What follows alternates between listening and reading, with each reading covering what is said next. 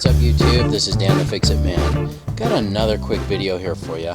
I'm going to show you how to change your brake light bulb on a 2004 Toyota Avalon. Now this car is pretty cool. It's got a little light here on the dash. Looks like a little car with some lights, or showing some tail lights, and that's letting us know that one of the brake lights is out. Okay, so we just need to come back here and step on the brakes. So go ahead and step on the brakes. And you can see this one's lit up and this one is not. This is the one we're going to change.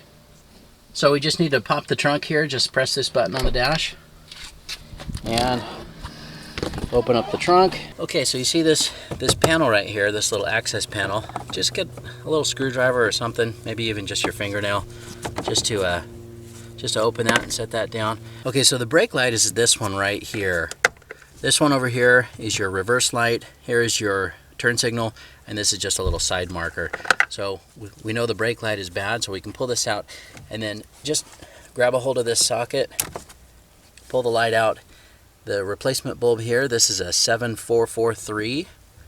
I usually like to wear gloves when I'm handling light bulbs just to keep any grease or oil off of them. Just snap it back into place, and then this socket is just a push and turn. So you just push it in, turn it a little bit to the right, and then we can put our panel, just put the bottom part in and then just snap it into place. Let's just test to make sure it works. Go ahead and step on the brake. And there you go.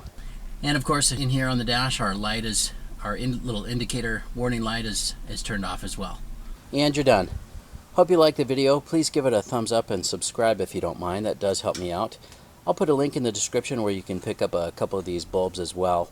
But thanks so much for watching, and good luck.